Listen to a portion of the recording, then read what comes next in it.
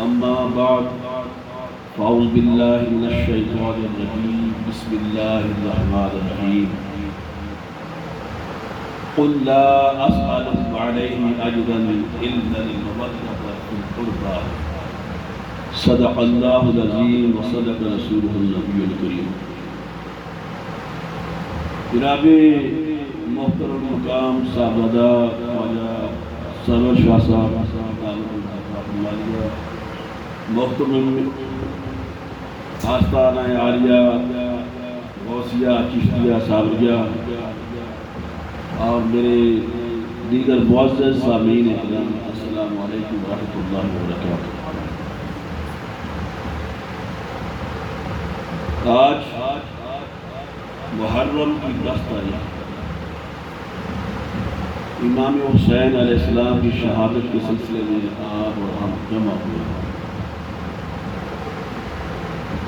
میں انشاءاللہ تعالی آج سے قرآن کی روشنی میں اور حدیث کی روشنی میں اہل بیت کا ذکر کروں گا، اور پھر انشاءاللہ تعالی اگلے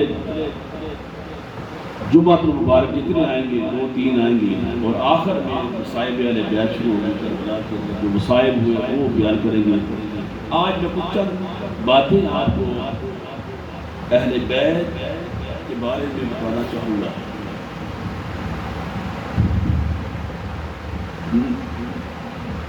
حضرات محترم، ایک میری بات یاد رکھیے، ہم میں سے اہل سنت میں اکثریت اہل بیت کا تذکرہ جس طرح میرے آقا صلی اللہ علیہ وسلم نے بیان کیا ہے، بتایا ہے، اس طرح کا کرنے سے کتراتے ہیں، اور وہ یہ سوچتے ہیں کہ اگر ہم نے اہل بیت کی شان بیان کی تو لوگ ہمیں کہیں گے یہ شیعہ ہو گیا. اہل بیت کی شان بیان کرنا شیعہ نہیں ہوتا، مسلمان ہوتا. تو آپ کے میں گوش گزار یہ کہنا چاہوں گا کہ ہمارے اہل سنت کے جو فقہ کے امام ہیں، امام اعظم رحمۃ اللہ علیہ، امام شافعی رحمۃ اللہ علیہ، امام مالک رحمۃ اللہ علیہ، امام احمد بن حنبل رحمۃ اللہ علیہ، جتنے بھی امام تھے وہ سارے کے سارے اہل بیت کے اتنے محبت کرنے والے تھے کہ ان کو اہل بیت کی محبت ہی کی بنا پر دنیا میں ستایا گیا.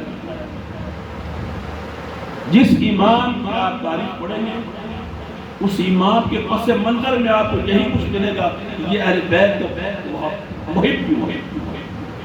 بنو امیہ خاندان بنو امیہ اہل بیت کا دشمن تھا. اس کے بعد انہوں نے 6 امام شہید.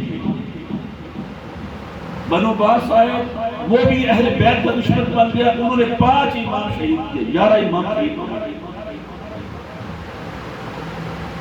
مگر اہل بیت کے جو محب تھے، جنہیں حضور علیہ السلام کی احادیث مبارکہ پہنچی ہوئی تھی اور جنہوں نے قرآن پڑھا تھا، انہیں تو پتہ تھا وہ اس نقش قدم سے ہٹے نہیں ہیں، ان کو جانے دینا پڑ گیا، مگر اہل بیت کے رشد اور محبت کے پیچھے گیا. میں نے آپ کے سامنے قرآن مجید کی ایک آیت کریمہ تلاوت کی ہے. اللہ نے فرمایا قُلْ لَا أَسْأَلُكُمْ عَلَيْهِ أَجْرًا إِلَّا الْمَوَدَّةَ فِي الْقُرْبَى. اے میرے حبیب صلی اللہ علیہ وسلم، آپ ارشاد فرما دیں قُلْ لَا أَسْأَلُكُمْ، میں تم سے سوال نہیں کرتا، میں تم سے کوئی شے طلب نہیں کرتا. أَسْأَلُكُمْ عَلَيْهِ أَجْرًا، اس پر میں آپ سے کوئی اجر طلب نہیں کرتا کہ میں نے تمہیں بھٹکی ہوئی انسانیت کو راہ پر لایا، تمہیں گمراہی اور ضلالت سے نکال کر ہدایت پر لایا. میں آپ سے اس کا کوئی معاوضہ طلب نہیں کرتا، کوئی آپ سے اجر طلب نہیں کرتا. تم گمراہی اور ضلالت کے گھڑے میں گرنے والے تھے تو میں نے تمہیں بچا لیا. اس کی میں آپ سے کوئی اجر نہیں طلب کرتا. لا اسالکم علیہ اجرا، تم سے کوئی معاوضہ نہیں طلب کرتا. میں نے تمہارے لیے دن رات محنت کی، تمہارے لیے میں نے پتھر کھائے، تمہارے لیے میں نے گھر سے بے گھر ہوا، تمہارے لیے میں نے ہجرت کی، مگر سارا کچھ جو میں نے کیا ہے یہ اس لیے نہیں کیا کہ میں تم سے اجرت مانگتا پھروں، میں تم سے کوئی طلب کرتا پھروں نہیں۔ ہاں اگر ایک چیز ہے، اگر میری اس محنت کا تمہیں حیا ہو، میرے دین کا تمہیں تک پہنچانا اس کا حیا ہو، میری محنتوں کا تم پر حیا ہو، میرے دین کے احکامات تم تک پہنچانا حیا ہو، تو پھر صرف یہ اِلَّا الْمَوَدَّةَ فِي الْقُرْبَى، میرے قرابت داروں سے محبت کرو، صرف میرے قرابت داروں سے محبت کرو۔ رسول اللہ صلی اللہ علیہ وسلم نے کوئی شے اپنی محنت کے عوض سے طلب نہیں کی، صرف ایک بات، اور وہ بھی اللہ کے حکم کا۔ اللہ نے یہ کہا میرے محبوب ان سے یہ کہتے ہیں اِلَّا الْمَوَدَّةَ فِي الْقُرْبَى، میرے رشتہ داروں سے، میرے قرابت داروں سے مودت کا رشتہ قائم کرتا، اور کوئی چیز طلب نہیں کرتا۔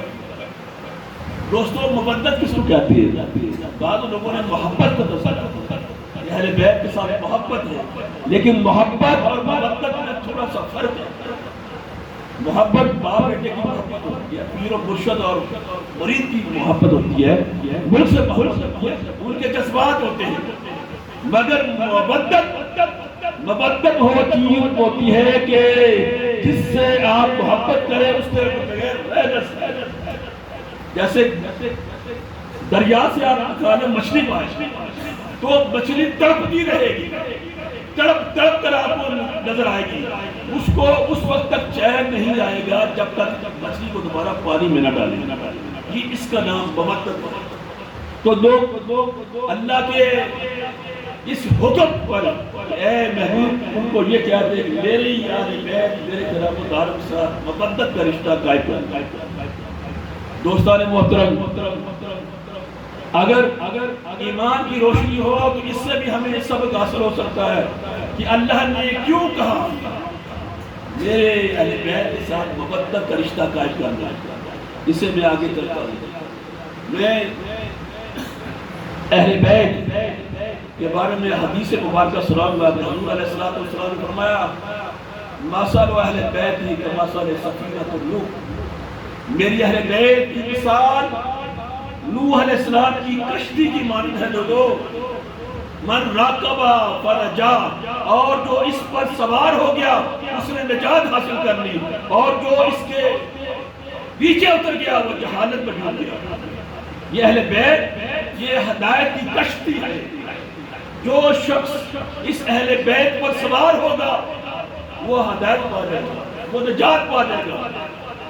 حضور علیہ السلام نے اپنی اہل بیت کے متعلق بہت کچھ فرمایا، اور فردر ایک فرد کے برابر فرمایا۔ میرے دوستوں میں چند آیات کریمہ اور چند حدیث پر اتفاق کروں گا، انشاءاللہ تعالی مسائل کے اوپر کربلا جو بیان کریں گے وہ اگلے جمعے اسے اگلے جمعے بیان کریں گے۔ دو چیزیں میں آپ کو بتانا چاہتا ہوں، ایک بات سیدہ کائنات فاطمہ الزہرا علیہ السلام اللہ کی، اور ایک بات مولا علی شیر خدا علیہ السلام۔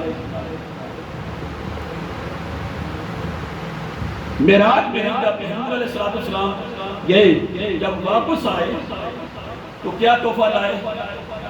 ہمیں آج دن تک نہیں کہا گیا کہ حضور علیہ السلام نماز کا تحفہ دیتے ہیں۔ آپ نے بھی یہ سنا، ہم نے بھی سنا، لیکن پچھلے دنوں میں نے ایک عالم دین سے سنا، اس نے اپنی تحقیق اس نے بیان کیا کہ صرف نماز حضور علیہ السلام لے کے نہیں آئے، حضور علیہ السلام اس نماز کے ساتھ ایک لباس ولایت لے کے آئے تھے، لباس ولایت لے کے آئے تھے۔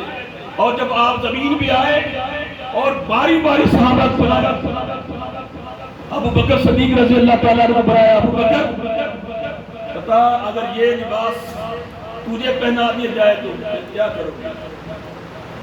ابو بکر صدیق رضی اللہ تعالیٰ نے فرمایا یا رسول اللہ صلی اللہ علیہ وسلم اگر یہ ولایت کا لباس مجھے پہنا دیا جائے تو میں پوری دنیا کو صداقت کے ساتھ بھر کے رکھ دوں گا۔ آپ نے فرمایا صدقت یا ابا بکر، ٹھیک ہے آپ نے صحیح کہا، ٹھیک ہے آپ کا جواب ٹھیک ہے۔ فاروق اعظم رضی اللہ تعالیٰ کو بلایا گیا، اے فاروق عمر اگر یہ لباس تجھے پہنا دیا جائے تو پھر کیا کرو گے؟ فاروق اعظم رضی اللہ تعالیٰ نے فرمایا یا رسول اللہ اگر یہ لباس مجھے پہنا دیا جائے میں پوری کائنات کو فاروقیت کے ساتھ پہن رکھ دوں گا. فرمایا ٹھیک. آپ کا بھی جواب ٹھیک. پھر عثمان غنی کو بلایا گیا. اے عثمان اگر یہ لباس آپ کو پہنا دیا جائے تو حضرت عثمان غنی رضی اللہ تعالیٰ نے کہا یا رسول اللہ صلی اللہ علیہ وسلم میں پوری دنیا کو غنی اور حیا کے ساتھ پہن رکھ دوں گا. فرمایا جی آپ نے ٹھیک فرمایا. پھر اس کے بعد آخر بات آیا جائیے بلائیے مولا کائنات کو. جب حضور علیہ السلام نے مولا کائنات حضرت علی علیہ السلام کو بلایا تو فرمایا علی اگر یہ ملائک کا لباس آپ کو پہنا دیا جائے تو پھر کیا کرو گے؟ مولا کائنات نے جواب دیا حضور اگر علی کو یہ لباس ملائک پہنا دیا جائے تو اللہ کی عزت کی قسم علی اس لباس کے اندر حضور کی ساری گناہگار امت کو چھپا لے گا. ساری امت کو چھپا لے گا. کسی کو پتہ نہ چلے کہ یہ حضور کے گناہگار. یہ مولا علی کا جواب ہے. اب آئیے حضرت عائشہ اپنا فاطمہ زہرا علیہ السلام اللہ کا کہتے ایک مرتبہ حضرت عثمان غنی رضی اللہ تعالیٰ عنہ حضور علیہ السلام کی دعوت پکائی. حضور علیہ السلام صحابہ کو لے کر اپنے گھر سے نکلے عثمان کے گھر دعوت کھانے گئے تو حضرت عثمان غنی حضور کے پیچھے چلنے پڑے اور پیچھے قدموں کو گرنا شروع کر دیا.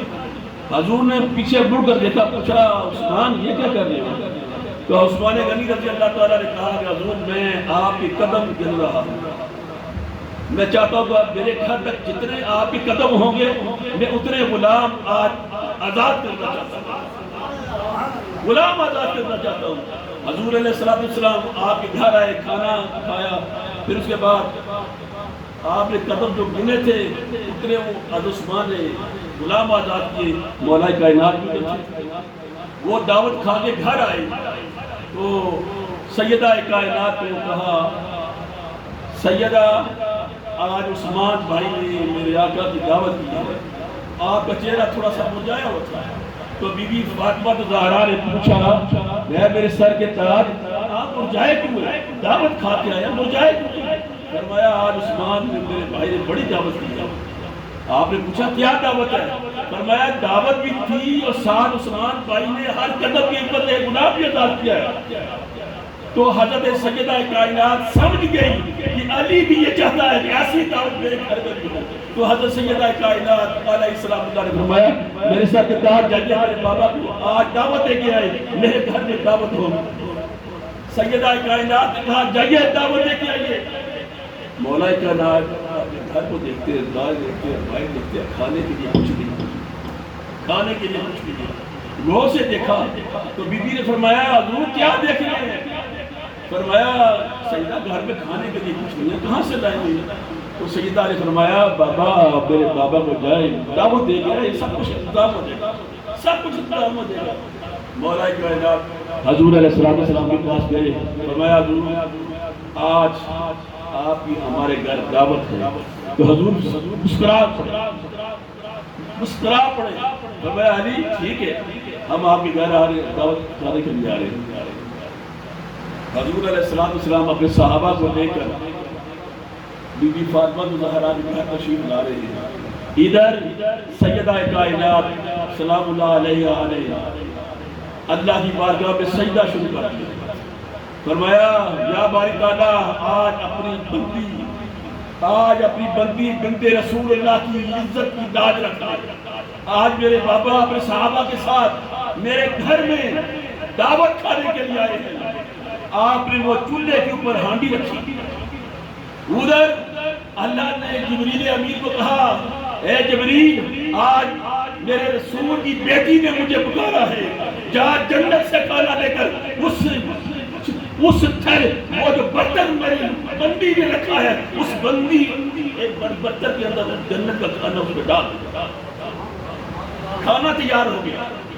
جب کھانا تیار ہو گیا آئے دسترخوان کا گیا صحابہ بیٹھ گئے. تو سیدہ نے فرمایا علی یہ میں کھانا دیتی جاؤں گی آپ کو آپ وہاں ان کو لگاتے جائیں دسترخوان پر. سیدہ کائنات کھانا دیتی جا رہی ہے. مولا علی ان کے دسترخوان لگاتے جا رہے ہیں. مولا علی پریشان کھانا کہاں سے آیا ختم ہی ہو رہا سارے دے رہے ہیں. تو جب کھانا لگا دیا گیا میرے آقا نے پوچھا میرے صحابیوں یہ خبر ہے تمہیں یہ کھانا کہاں سے آیا؟ صحابہ نے پوچھا یا رسول اللہ آپ جانتے ہیں، خدا جانتا ہے۔ فرمایا یہ کھانا جنت سے آیا ہے۔ تو صحابہ اکرام نے پھر جو کھانا تھا 2 گنا اور کھانا شروع کیا، اتنا مزیدار کھانا۔ اور دوسری بات، سیدہ کائنات علیہ السلام اللہ سجدے میں پڑ گئی اور سجدے میں پڑھ کر خدا سے کہا اے اللہ میرے بھائی عثمان نے میرے بابا کے ایک قدم کے عوض ایک غلام آزاد کیا ہے، تجھے تیری عزت کا واسطہ آج میں تیرے سامنے میں اپنے بابا کا وسیلہ دے کر تم سے سوال کرتی ہوں، میرے بابا کے ہر قدم کے عوض میرے بابا کے 1000 مجھے کہاں رکھتی دوزخ سے بتا دے جنت۔ نعرہ تکبیر، نعرہ رسالت، نعرہ حیدری۔ میرے دوستو، سیدہ کا اپنے بابا کی امت پر ایسا بڑا احسان ہے، کائنات پر کائنات میں قیامت تک اگر لگے رہے تو سیدہ کا احسان نہیں اتار سکتے کہ انہوں نے ہمیں بخشش دلوا دی۔ میرے دوستو، یہ واقعات آپ کو سنانے کا مقصد یہ تھا کہ جس گھرانے نے اپنے نبی کی امت پر کتنا بڑا احسان کیا۔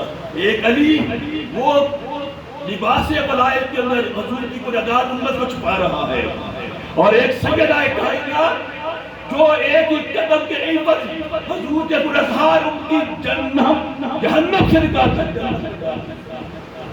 اور میرے دوستو، یہ سیدہ کائنات جس کے بارے میں حضور علیہ الصلوۃ والسلام نے فرمایا فاطمہ تو فطرۃ منی، یہ میرے جگر کا ٹکڑا ہے، یہ میرے جگر کا ٹکڑا ہے۔ سیدہ کائنات رضی اللہ تعالی عنہا وہ بیٹی حضور علیہ الصلوۃ والسلام کی کہ جب آپ تشریف لاتے ہیں آپ کے گھر تو حضور علیہ الصلوۃ والسلام اپنی جگہ سے کھڑے ہو جاتے اور اپنی بیٹی کا دست مبارک پکڑتے اور پیار دیتے، پوسا دیتے اور اپنی جگہ پر بٹھاتے، آپ دوسری جگہ پر بیٹھتے۔ یہ سیدہ کا مقام تھا۔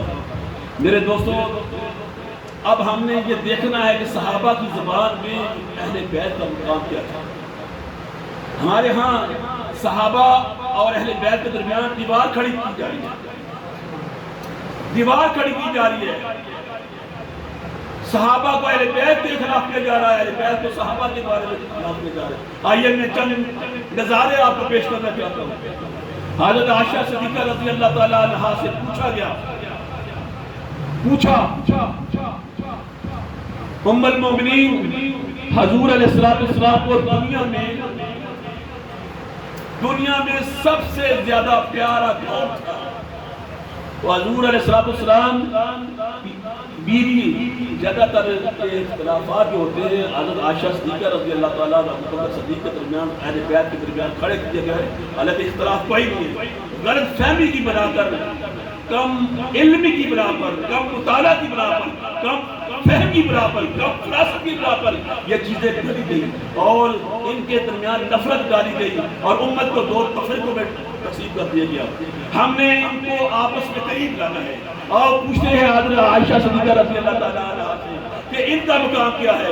کسی نے پوچھا عائشہ صدیقہ رضی اللہ تعالیٰ عنہا بتائیے حضور کو سب سے پیارا کون تھا؟ حضرت عائشہ صدیقہ رضی اللہ تعالیٰ نے فرمایا کہ حضور کو کائنات میں سب سے زیادہ پیارا اپنی بیٹی فاطمہ زہرا کے ساتھ تھا۔ اگر یہ حدیث حضرت عائشہ کو بولتے، اگر عائشہ فاطمہ سے نفرت کرتی یا اختلاف ہوتا تو یہ حدیث ہم تک پہنچتی۔ حضرت عائشہ نے کربلا کہا اور پھر اس سے آگے بڑھیے، حضرت عائشہ رضی اللہ تعالیٰ عنہ اپنے والد پتر ابو بکر صدیق رضی اللہ تعالیٰ عنہ کو ایک دفعہ کہتی ہے ابا بکر کیا وجہ ہے کہ میں آپ کو دیکھتی رہتی ہوں کہ آپ چہرے علی کو بڑی ٹک ٹکی لگا کے دیکھتے ہیں، بڑے غور سے علی کے چہرے کو دیکھتے ہیں۔ تو حضرت ابو بکر صدیق رضی اللہ تعالیٰ عنہ نے فرمایا اے میری بیٹی سمیت میں نے خود اپنے کانوں سے سنا ہے النظر الی وجہ علی عبادت، علی کے چہرے کو دیکھنا بھی عبادت ہے۔ یہ کون بیان کر رہا ہے؟ حضرت ابو بکر صدیق بیان کر رہے ہیں۔ اور پھر دیکھنا عبادت ہے تو اگر ام المومنین حضرت عائشہ صدیقہ رضی اللہ تعالیٰ عنہ نے یہ بھی فرمایا جو دیکھ نہ سکے علی کو علی گلی میں گزر رہے، چہرہ نظر نہیں آتا، تو فرمایا علی کو اس حالت میں بھی دیکھنا عبادت ہے۔ فرمایا اگر چہرہ بھی نہ دیکھ سکو، علی کے پیٹھ کو بھی نہ دیکھ سکو، علی کا گزرنا بھی نہ دیکھ سکو، تو پھر میرے محبوب صلی اللہ علیہ وسلم نے فرمایا ذکر علی عبادت، ارے بیٹھ کر علی تمہارے سامنے نہیں ہے، بیٹھ کر علی کا ذکر بھی کرنا تو یہ بھی عبادت ہے۔ یہ کون بیان کر رہا ہے؟ یہ حضرت فاطمہ الزہرا علیہ السلام اللہ، حضرت عائشہ صدیقہ رضی اللہ تعالیٰ عنہ بیان کر رہی ہے، اور ابو بکر صدیق کے حوالے سے بیان کر رہی ہے۔ میرے دوستوں، ان کا آپس میں بڑی محبت تھی، صحابہ کرام اہل بیت کے خادم تھے۔ غدیر قم میں آخری خطبہ جب حضور علیہ السلام نے مکہ سے واپسی پر راستے میں جگہ کا نام ہے غدیر قم، وہاں پہ کھڑے ہو کر کل صحابہ آپ کے سامنے کھڑی ہے اور کل صحابہ کے سامنے فرمایا اے میرے صحابیوں سنو، من کنتم مولا ہو وہذا علی المولا، جس کا میں مولا ہوں اس کا یہ علی مولا ہے۔